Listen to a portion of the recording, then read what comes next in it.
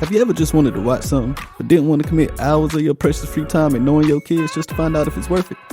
Don't you just want someone to tell you what to watch? Well, I'm not going to tell you what to watch, but I am going to tell you how good everything is. And we're not messing around. We're going to use real analysis and an expert panel of TV watchers to make this happen. We'll use a highly sophisticated and complex rating system created over years of research and development. We're going to rate these motherfuckers 1 through 5. We'll break everything down to 4 major categories I think are important to make a great watch. I like to call them the 4 pillars: plot, cinematography, acting, and then one more category I made up: genre impact. If it's a comedy, how funny is it? How good is the action? Does it make you want to cry? Each category will have a rating of 1 through 5, adding up to a total potential of 20 points for a perfect score. So get ready to put liquor in your water bottles and sneak snacks in your girlfriend's purse, because we're about to watch some shit.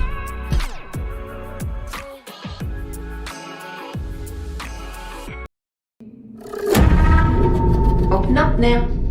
You don't look so good, Mom. No. The Evil Dead Rise again. Yes, the Evil Dead franchise is back with a new edition, Evil Dead Rise, and let me tell you, it's pretty damn good. Now, if you aren't familiar with the franchise but like horror movies that aren't straight garbage, you're in for a treat.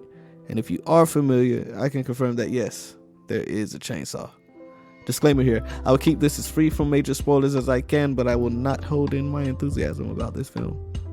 I'll tell you, we love horror over here, but I'm also hard on horror. The 2013 Evil Dead film, directed by Fede Alvarez, ranks pretty highly for me, so there was some expectations here. If you haven't seen it, go see it. It's literally free on Pluto TV right now. You don't need to see it in order to watch this film, but it's great and I highly recommend it. Evil Dead Rise is directed this time around by Lee Cronin, who did The Hole in the Ground, which is pretty good too. Alright. Now this film, it starts with a bang right off the bat, with the classic teenagers at the lake scenario. You can probably guess how that ends up, but the real takeaway here is we get the classic Evil Dead drone camera shot. And also, one of the best introductions in a horror film that I've seen in a while.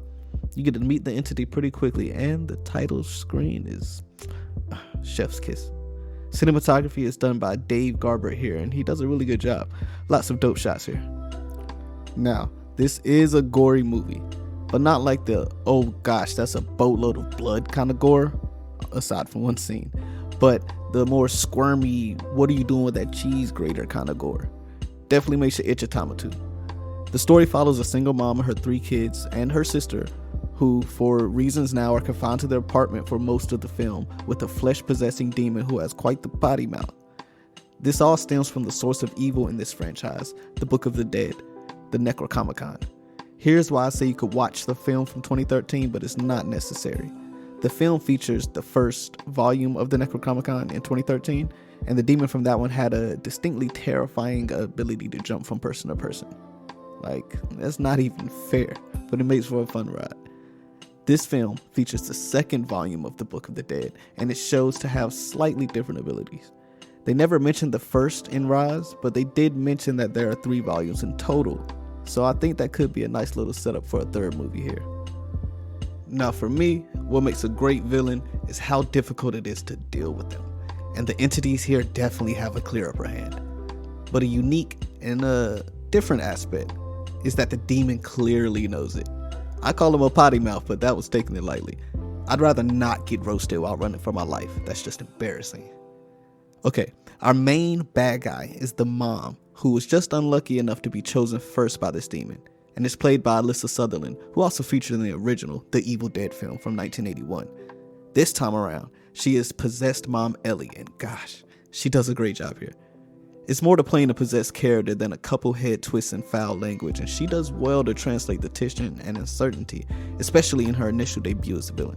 In fact, all of the family does a pretty good job, but the kids stood out a bit to me here, especially the older daughter at times, especially towards the end. Now, to shout out the cinematography in this film again, and gosh, there are some really interesting shots and angles here.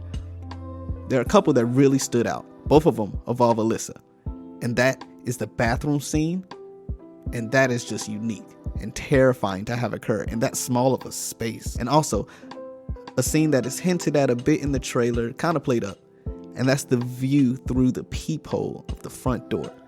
And not to worry, the trailer does not begin to show you how cool and creepy those things get. And the confidence of this demon, that they are really going to get this family, it really shows here. I do feel the ending was a bit assisted. I mean, these books have been around for years, right? How many L's could they really take? It's one of those films I recommend to see in theaters if you can, for sure. The sound work is awesome, and they really pay attention to the details to immerse you in the creepy atmosphere. There was a legit moment I thought a fly was buzzing around in my head. Good stuff, good stuff. That being said, all in all, it was a really fun ride. Creepy, squirmy, unique enough to really set itself apart in an oversaturated market, and some really cool visuals that you don't see every movie. Alright, let's score it up. First, plot. Kids find Book of the Dead, do something stupid, and try to survive barricaded in an apartment. Nothing groundbreaking or overcomplicated, but unique enough to differentiate itself in a genre full of copied ideas. 2.5 out of 5.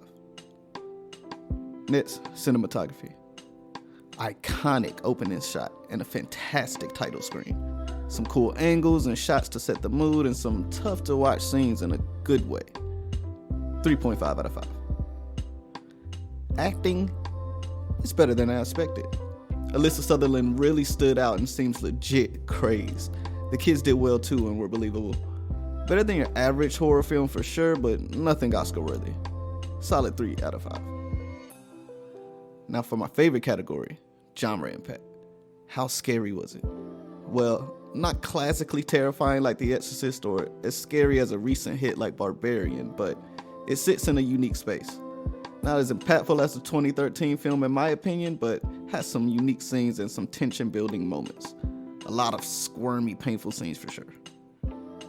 For horror, 3.5 out of 5. All in all, we get a total of 12.5 out of 20. Pretty solid. Definitely one of the better horror films in recent memory at least. Not a disappointment at all. In fact, better than that. It was pretty good. Go catch it in the theater if you can. Please get the full experience. The sound really does a great job to immerse you. This has been Jew with the Boss. I'll catch you on the next one.